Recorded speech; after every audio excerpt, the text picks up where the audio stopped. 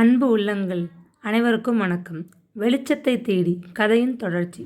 காலையில் பரபரப்புடன் எழுந்தான்.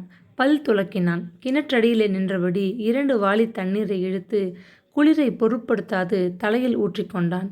குளியலை வேகமாக முடித்துக்கொண்டு கதவை தாளிட்டுவிட்டு உள்ளே வந்தான். ஈரமான லுங்கியையும் பனியனையும் முற்றத்து அண்டா தண்ணீரில் அலசி பிழிந்து கொடியில் போட்டு துவாலையில் உடலை துடைத்து கொண்டான். வேலை தேடி போக என்று பத்திரமாக பெட்டி போட்டு வைத்திருந்த ஷர்ட் பேண்டை உடுத்தி கொண்டு பழைய சட்டை பையில் தேடி எடுத்த மீதி சில்லறையுடன் வீட்டு வாயிலை பூட்டி கொண்டு புறப்பட்டான். ராத்திரியே பட்டினி. இனி நாள் முழுவதும் பட்டினியாக அலைய முடியாதே. அந்த பெரிய துணிக்கடைக்காரர் சொல்லியிருந்தாரே, இன்று போய் நாளை வா என்று. அதையும் பார்த்துவிட வேண்டாமா? அதற்காகவாவது தெம்பு வேண்டாமா? தெரு மூளை ஓட்டலில் போய் ஒரு மேஜை சுவற்றோரமாக உட்கார்ந்து கொண்டு சில்லறையை எண்ணி பார்த்தான். பஸ் செலவு போக காலை இட்லி காப்பிக்கும் பகல் வேலைக்கும் வெறும் தயிர் சாதத்தை வாங்கி கண்ணீருடன் விழுங்க போதுமானதாக இருந்தது. அந்த துணிக்கடைக்காரர் சொன்னபடி வேலை கிடைத்ததோ? அவன் மறுநாளை பற்றி கவலைப்பட வேண்டாம். மளிகை கடைக்காரரிடம் கடன் வாங்கி சாமான்களை போட்டுக்கொண்டு கேஸ் தீர்ந்து போனாலும் ஸ்டவ்வில் சமைத்து கொள்ளலாம்.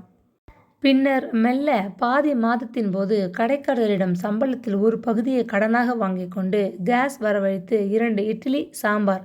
அப்புறம் பையன் தட்டை பட்டென்று மேஜை மீது வைத்தபோது நினைவு நின்று விடுத்து கொண்டான். காப்பி மட்டும் போதும் என்றபடி சுற்றிலும் பார்த்தான். காலை வேலை. அலுவலக உடையில் வீட்டில் டிஃபன் சாப்பிட நேரம் இல்லாதவர்கள் கூடியிருந்தனர். அவனைப் போல அதில் வேலை வேட்டைக்கு கிளம்பி இருக்கும் வாலிபர்கள் எத்தனையோ, யார் கண்டது? ஏண்டா, அந்த பால்ராஜ் அன்கோ சங்கதி என்ன ஆச்சு? அடுத்த மேஜையில் அமர்ந்திருந்த தொங்கு மீசை வாலிபன் தன் எதிரே இருந்த நண்பனை அதட்டி கேட்டது அவன் காதுகளில் நன்றாகவே விழுந்தது. இட்லியை முடித்துவிட்டு அருகில் இருந்த பேசனில் கையை கழுவிக்கொண்டு அந்த எதிர் ஆசனத்து வாலிபனையே நோக்கினான். அவனும் அவனைப் போல வேலை கலைகிறவனா? வியப்புடன் பார்த்தான். பளிச்சென்று உடுத்தி கொண்டிருந்தான். அழுக்கு ஆடைகளுடன் வேலைக்கு போய் நின்றால் எடுத்த எடுப்பிலேயே வாசலில் நிற்கும் அலுவலக பையனை விரட்டி விடுவானே. ஆடை பாதி ஆள் பாதி என்றாகிவிட்ட உலகம். ஒரு திறமையான நல்ல உழைப்பை தரும் வாலிபன் என்று அவனது புத்திசாலித்தனத்தை எடை போடுவதற்கு பதில் சிபாரிசுகளுக்கு மதிப்பு கொடுத்து உடைக்கு மதிப்பெண் வழங்கி வேலையை வழங்கும் காலமாகிவிட்டதே. இயந்திரங்களை ஆயிரக்கணக்கில் உருவாக்கி வெளியே தள்ளுவது போன்று பல்கலைக்கழகங்கள் பட்டதாரி இளைஞர்களை ஆண்டுதோறும் பல ஆயிரக்கணக்கில் உருவாக்கி வெளியே தள்ளிவிடுகின்றனர். ஆனால் அத்தனை பேர்களுக்கும் வேலைவாய்ப்பு? சுய வேலை வாய்ப்புகளை தேடி அமைத்து கொள்ள வேண்டும் என்று மேடையிலே பெரியவர்கள் சுலபமாக பேசிவிடுகிறார்கள். அவனும் இன்னும் சில வாலிபர்களும் அந்த முயற்சியிலும் ஈடுபட்டு பார்த்துவிட்டனர். அரும்பு மீசையும் குறும்பு பார்வையும் வெள்ளை பேண்ட்டும் வரி போட்ட ஸ்போர்ட்ஸ் ஷர்ட்டுமா உடுத்தி கொண்டு சோப்பு பவுடர் விற்க வந்திருக்கிறோம் சார். எங்களுக்கு வேலை கிடைக்காததால் இந்த வேலையை முயன்று பார்க்கிறோம். ஒரு பாக்கெட் உதவுங்கள் என்றால் வீட்டுக்காரர் வினோதமாக பார்க்கிறார். அவர் கண்களில் சந்தேகம். தோளில் பையை சுமந்து கொண்டு தெரு முழுவதும் புகுந்து கதவை தட்டி வாங்க வற்புறுத்தி கெஞ்சும் பெண்கள் கூட்டம். போதாதது போல புதுசா நீ வேற கிளம்பிட்டீங்களா? சோப்பும் சீப்பும் பவுடரும் வீடு வீடாக சென்று விற்பது பெண்கள் வேலை. ஆண் பிள்ளையா லட்சணமா வேற உடம்பால் உழைக்கும் வேலை ஏதாவது தேடிக்கொள்ளுங்கள் போங்கோ. கத்தி விட்டு கதவை அரைந்து சாத்துகிறார். தோட்டத்தை கொத்துகிறோம் என்றால் கூட வேலை தர பயப்படுகிறார்கள். படித்த பசங்க, இவங்களுக்கு தோட்ட வேலை என்ன தெரியும்? சின்ன பெண்கள் இருக்கிற வீடுன்னு துப்பு பார்த்து கொண்டு இப்படி ஒரு கோஷ்டி கிளம்பி இருக்கலாம். எதை நம்பி இவர்களை வீட்டு கேட்டை திறந்து உள்ளே விட முடியும் என்று சந்தேகத்துடன் விரட்டுகின்றனர். சுய வேலைவாய்ப்பை தேடிக்கொள்ள கூட ஒரு தனி திறமை வேண்டும். கூட்டு முயற்சி வேண்டும். சோடா புட்டியை திறந்தால் பொங்கும் உற்சாகத்துடன் ஆரம்பத்தில் கூட்டு சேர வருகிற வேலையற்ற வாலிபர்கள் தொடர்ந்து முயலுவதில்லை. வெகு சீக்கிரம் சலிப்படைந்து பிரிந்து போய்விடுகின்றனர். அந்த பால்ராஜ் மனுஷன் ஏற்கனவே தன் மச்சானின் சிபாரிசில் வந்தவனுக்கு வேலையை கொடுத்துட்டான். விளம்பரம் இன்டர்வியூ எல்லாம் வெறும் கண்துடைப்பு என்றான் அந்த வாலிபன். தொடர்ந்து இன்னைக்கு இன்னொரு கம்பெனியை போய் பார்க்க போகிறேன்.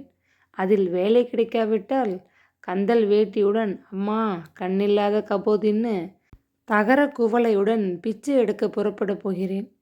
இப்ப பிச்சை போடுவது தவறுன்னு பிரபலமா விளம்பரப்படுத்தி கொண்டிருக்கையில் கொழு கொழுன்னு தெரிகிற வாலிபன் நீ போய் பிச்சை கேட்டால் என்ன கிடைக்கும் தெரியுமா? குண்டாந்தடியால் 2 தலையில போடுவாங்க. அந்த கருவையே நான் எடுத்துக்கிட்டு ஒரு தொழிலை ஆரம்பிச்சிருவேன். பசி வந்திட 10ம் பறந்து போகும்னானே அது உண்மை. இன்னைக்கு உன் தர்மத்திலே காலை காப்பி பலகாரம் கிடைக்கிறது. இன்னைக்கு வேலை கிடைக்காவிட்டால் அந்த குண்டாந்தடியுடன் முடிவு எடுத்துட போறேன். என்னடா அது மர்மமா பேசுற? சிரித்தான் தொங்குமிசை. அதான்டா, பெண்கள் பட்டினியாக கிடக்கும்போது வேறு வழியின்றி ஆரம்பிக்கும் அந்த பெரும் பழைய தொழிலைப் போல ஆண்கள் பட்டினியும் பசியுமாக வாடும்போது பல காலந்தொட்டு அந்த தொழில் கத்தி தடியுடன் ஒரு வீட்டுக்குள் புகுந்து கொள்ளை அடிப்பது. சுருக்கமாக சொன்னால் திருட்டுத் தொழில். விரக்தியாக வெறுப்பாக சபரியின் எண்ணங்களின் எதிரொலி போல சொன்னான் அந்த வாலிபன். வெளியில் வந்தபோது வெகுநேரம் பஸ்ஸிற்காக காத்திருந்த போதும் அந்த கடை முதலாளியின் தரிசனத்திற்காக பையன் காட்டிய பெஞ்சில் உட்கார்ந்த சபரி தவம் கிடந்தபோது முன்பின் தெரியாத வேலையில்லாத வாலிபன் மனம் வெறுத்து பேசியது காதுகளில் ஒலித்து கொண்டே இருந்தது. வேலையில்லாத வயிற்று பசிக்கு சோறு போடுவார் இல்லை என்ற பயங்கர நிலை வந்ததும் சில பெண்கள் அதை தாழ முடியாது தங்களது கௌரவம், மதிப்பு, குடும்பத்தின் பெயர் இவைகளை உதறிவிட்டு தமது உடலை விற்கவும் துணிந்து விடுகிறார்கள். முதலில் அவமானமாக தோன்றும் இந்த காரியம் பின்னர் அனுபவப்பட்டதும் அசட்டியாகி போய்விடும். பெண்களால் விபச்சாரம் செய்து சம்பாதிக்க இயலும். ஆண் பிள்ளை அவன் என்ன செய்ய முடியும்? திருடனாக மாறினால்தான் பிழைக்க இயலும். இந்த வேலையில்லா திண்டாட்டம் நல்ல பெண்களையும் நல்ல இளைஞர்களையும் எப்படி திசை திருப்பி விடுகின்றது? கடவுளே! சார், உங்களை முதலாளி கூப்பிடுகிறார். திடுக்கிட்டு விழித்து கொண்டே எழுந்தான். திண்டொன்றின் மீது சாய்ந்து கொண்டிருந்தார் முதலாளி. ஆனாலும் ஏசி அறை. பழைய தினுசையும் புதிய சுகானுபவங்களையும் கலந்து அனுபவிக்கும் மனிதர். சுவற்றிலே தேசிய தலைவர்களின் படங்கள் வரிசை செய்தன. மீசைக்கு அடியில் தெரிந்த அவரது பற்களும் வரிசையாகத்தான் ஒளியிட்டன. நின்று கொண்டிருந்தவனை உட்காரச் சொல்லாது அருகில் இருந்த வெள்ளி லோட்டாவிலிருந்த பாதாம் கீரை வேகமாக குடித்தார். வாயை வெள்ளை துவாலையால் துடைத்து கொண்டார். தலையில் குல்லாவும் உடலில் லக்னோ ஜிப்பாவுமாக வடக்கத்திய மனிதராக தெரிந்த அவர் முகத்திலே சிரிப்பு நிழலாடியது. தம்பி, உன்னை இன்னைக்கு வர சொன்னேன்தான். ஆனால் உனக்கு தரதாக இருந்த இடத்தை என் உறவுக்கார பையன் ஒருவனுக்கு தர வேண்டிய நிர்பந்தம் ஏற்பட்டுடுச்சு. தட்டு தடுமாறி தமிழில் சொன்னார். கேட்டு அழுத்து புளித்து போன பதில். அவன் அதிர்ச்சி அடையவில்லை. அதனால் என்ன சார், கூப்பிட்டீங்க, வந்தேன், பரவாயில்ல, மரியாதையுடன் சொல்லிவிட்டு வெளியே வந்தான். கடைக்கு பின்னால் இருந்த அந்த அலுவலகத்து ஊழியர்கள் அத்தனை பேரும் முதலாளியின் இனத்தைச் சேர்ந்தவர்கள். பொருள் தேட தமிழ்நாட்டிற்கு வந்த அவர்களிடமாவது ஒற்றுமை இருக்கிறதே. நம்மவர்கள் நமது இளைஞர்களை ஊக்குவிக்க இப்படி ஒரு மனப்பான்மையோடு முன்வரதில்லையே. அடுத்த தமிழன் தன்னை விட வந்துவிட்டால் என்று வேரோடு கிள்ளும் முயற்சியால் நாம் நெல்லிக்காய் மூட்டையாக ஒற்றுமையின்றி பலவாறு பிரிந்து கிடக்கிறோம். கசப்பாக எண்ணியபடி அலுவலகத்தில் நின்று கடைப்பகுதிக்கு வந்தான். திடீரென்று யாரோ கன்னத்தில் அரைந்தது போன்றதொரு அதிர்ச்சி. கடைக்குள் ஒரே கூட்டம். ஆனாலும் அவன் அவர்கள் இருவரையும் பார்த்துவிட்டான். பழைய முதலாளி கங்காதரன் மகள் மேக்சி மோகினி இன்று ஒரு மெல்லிய அமெரிக்கன் ஜார்ஜெண்டில் கூடுதலான ஒப்பனையில் கை நிறைய புடவை துணி பொட்டலங்களுடன் கவுண்டர் அருகே நின்று கொண்டிருந்தாள். அவள் அருகே அவனது மாஜி காதலி வசந்தா காஞ்சிபுர நீலப்பட்டு சேலையில் நெற்றியில் குங்குமப் பொட்டும் கொண்டையில் செண்பக பூச்சரமுமாக அலங்காரத்திலே நின்று கொண்டிருந்தாள். உடம்பே நெருப்பாகிவிட்டது போன்ற ஆவேச உணர்வில் அவன் அவளையே உற்று பார்த்தான். திடீரென்று திரும்பியவள் அவனை பார்த்து விட்டாள். முகத்திலே ஒருவித கலவரம் தெரிந்தது. ஆணி அடித்து நிறுத்தப்பட்டவன் போல அவன் அந்த இடத்தில் நின்று நகரவில்லை.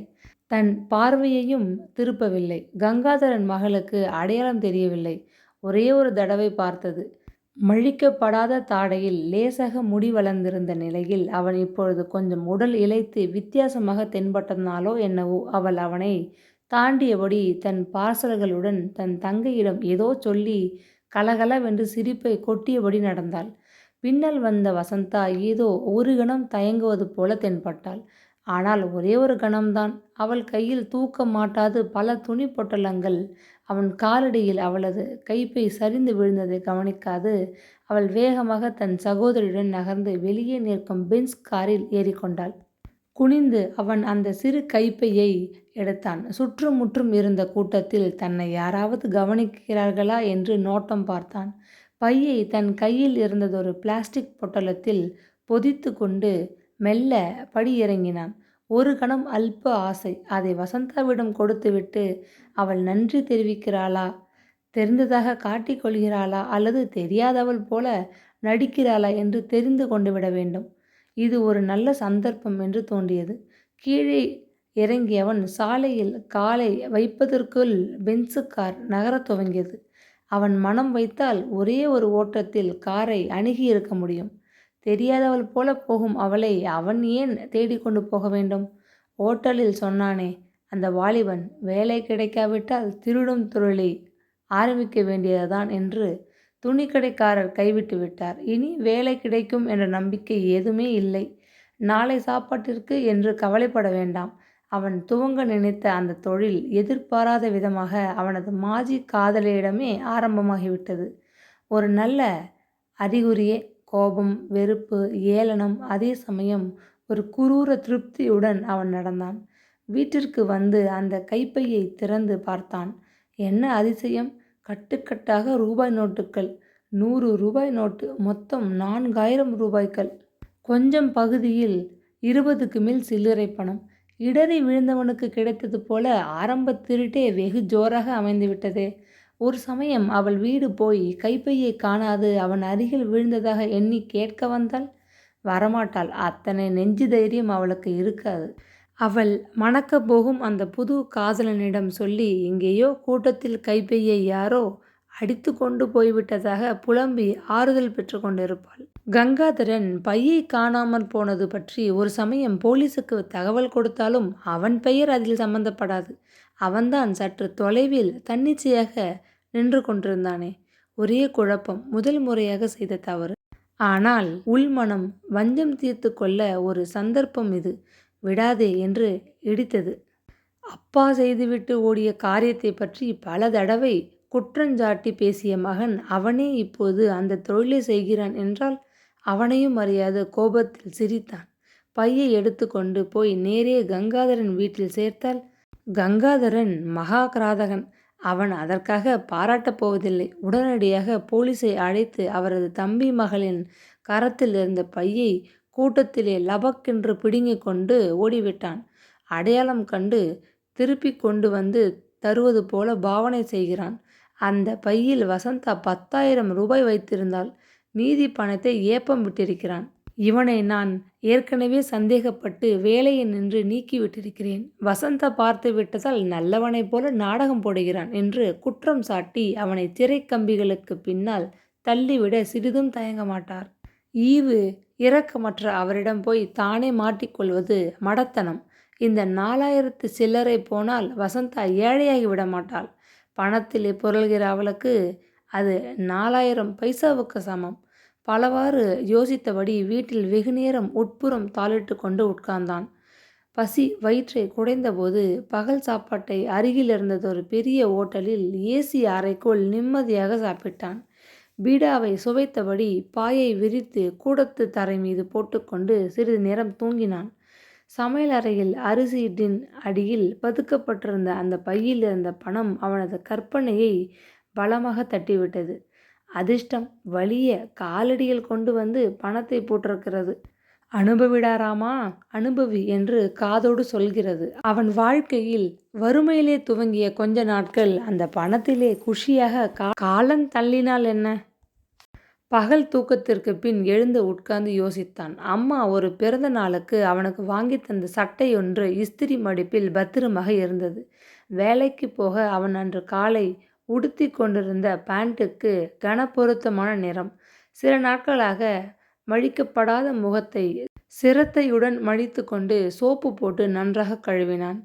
நோயாளி போன்ற தோற்றம் மறைந்து கண்ணாடியில் முகம் பளிச்சென்று தெரிந்தது.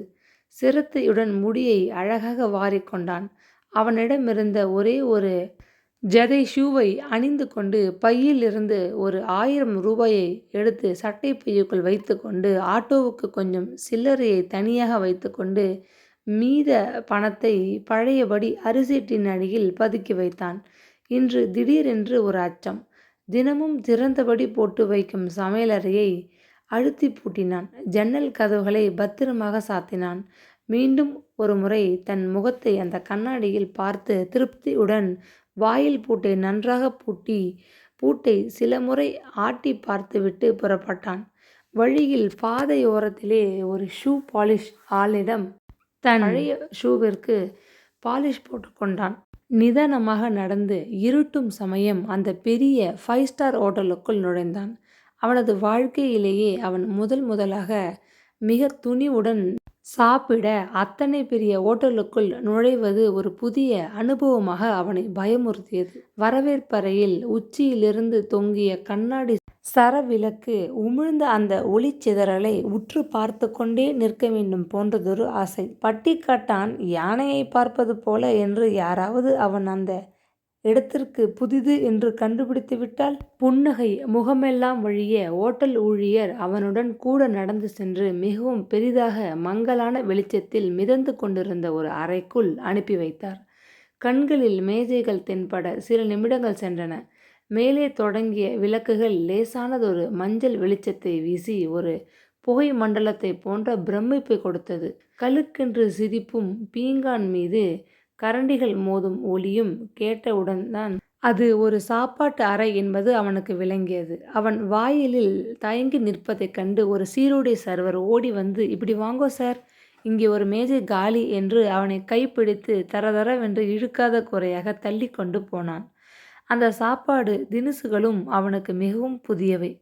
மஷ்ரூம் சூப், தண்டூரி ரொட்டி, வெஜிடபிள் கட்லெட், ஃப்ரைட் ரைஸ், வெங்காய தயிர் பச்சடி, ஆலு மேத்தி, குருமா என்று என்னென்னவோ சுற்றிலும் சூழ்ந்திருக்க நடுவில் தட்டை நிறைத்த சாதமும் ஒரு சிறு தட்டில் அடுக்கு சப்பாத்தியும் கண்ணாடி டம்ளரில் தண்ணீரும் வந்து குவிந்தன.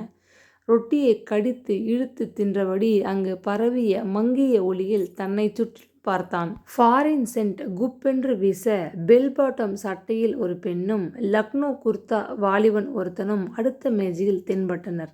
இப்படி பல ஜோடிகள் பலவித உடைகளில் அந்த கூட்டத்திலே ஒட்டாத ஒரு மனிதனாக மிகவும் சிரமப்பட்டு சாப்பாட்டை முடிப்பதற்குள் மணி 9க்கு மேல் ஆகிவிட்டது.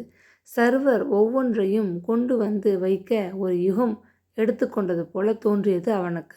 சாப்பிடத்தான் பொழுதே விடிந்தது என்று நிரூபிப்பது போல அங்கு கூடியிருந்தவர்கள் லேசில் சாப்பாட்டை முடித்து கொள்ளவில்லை. மெல்ல பேசி சிரித்தபடி சாப்பிட்டார்கள். சாப்பிட்டு கொண்டே இருந்தனர். புட்டிங்கும் காப்பியும் வருவதற்குள் மணி 9:30 தாண்டிவிட்டது. பில்லுக்கு உரிய தொகையை பார்த்தபோது அவனுக்கு தூக்கி வாரி போட்டது. 75 ரூபாய்க்கா சாப்பிட்டிருக்கிறேன், அம்மா அடி! அதிர்ந்து போய் 80 ரூபாயாக எண்ணி வைத்துவிட்டு வெளியே வந்தான். கோலாகலமான வர்ண விளக்குகளின் மின்னிய அந்த ஹோட்டலை விட்டு கால்நடையாக வெளியே வந்தபோது மணி 10. கால் வந்த வழி நடந்தான். வீட்டிற்கு அவசரம் என்ன? ஒரு நாளையிலே 100 ரூபாய்க்கு மேல் செலவாகிவிட்டது. இந்த கணக்கில் அவனிடம் உள்ள அந்த 4000 ரூபாய்கள் எத்தனை காலத்திற்கு தாக்குப்பிடிக்கும்? உலகில் உள்ள எல்லா சுகங்களையும் அனுபவிக்க வேண்டும் என்று ஆசைப்பட்டால், தினமும் 5 ஸ்டார் ஹோட்டலில் சாப்பிட விரும்பினால், கல்கத்தா முதலிய நகரங்களுக்கு ஆகாய விமானங்களில் பறக்க ஆசைப்பட்டால், இந்த சில ஆயிரங்கள் எந்த மூலைக்கு?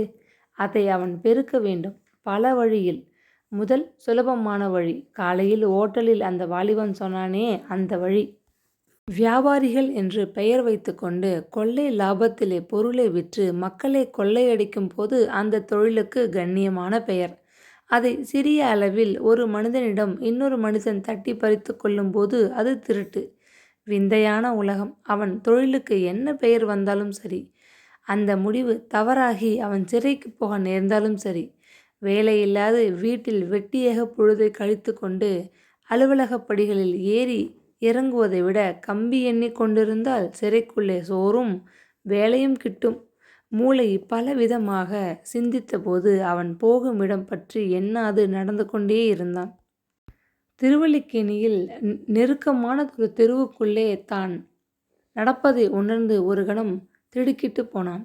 கைகடிகாரத்தை தெருவிளக்கில் உற்று பார்த்தான். இரவு மணி 11. உண்மையா? இத்தனை நேரம் தெரு தெருவாக தான் போக வேண்டிய இடத்திற்கு எதிர்மாறான பகுதியில் சுற்றி கொண்டிருக்கிறேனா? விந்தையிலும் விந்தை.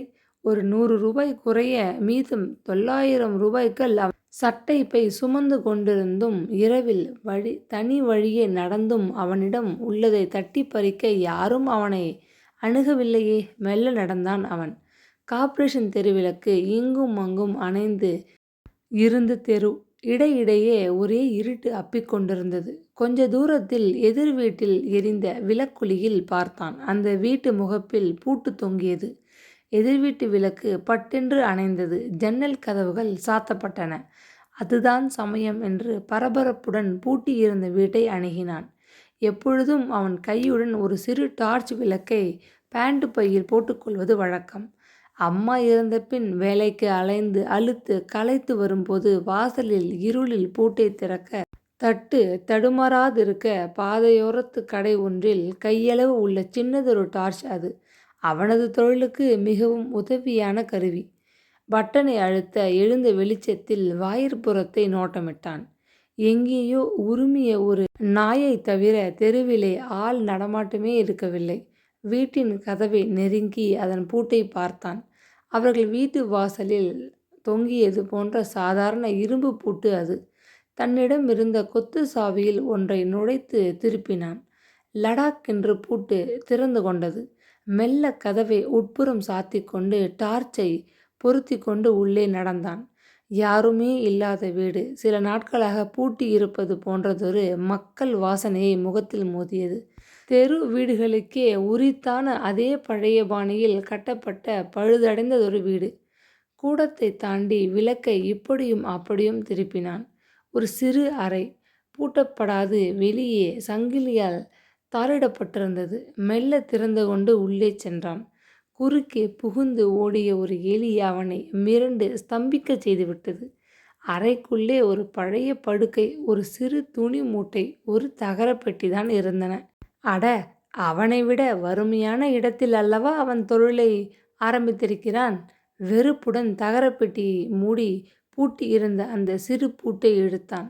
படக்கென்று துருப்பிடி பூட்டு கையோடு கழன்று வந்துவிட்டது. பெட்டியை திறந்து டார்ச்சை சுழற்றினான். உள்ளே 2 பழைய பட்டுப்புடவைகள், ஒரு நூல் சேலை, சில ரவிக்கைகள் இருந்தன. பட்டுப்புடவைகளின் அடியே கனமானதொரு கடித உரையை கண்டதும் வியப்புடன் வெளியில் எடுத்தான். கடித உரை ஒட்டப்படவில்லை. பாவம், என்ன அவசரமோ என்று எண்ணியபடி உள்ளே இருந்ததை இழுத்தான். கட்டாயம் அவன் அன்று ஒரு நரியின் முகத்தில் விழித்திருக்க வேண்டும். நரி போன்ற தந்திரமிக்க மனிதன் அந்த தெருவில் அப்படி யார்? அவனுக்கு மிக்க அதிசயமாக இருந்தது. 100 ரூபாய் நோட்டுகளாக 10 அந்த உறைக்குள் இருந்தன. பரவாயில்லையே.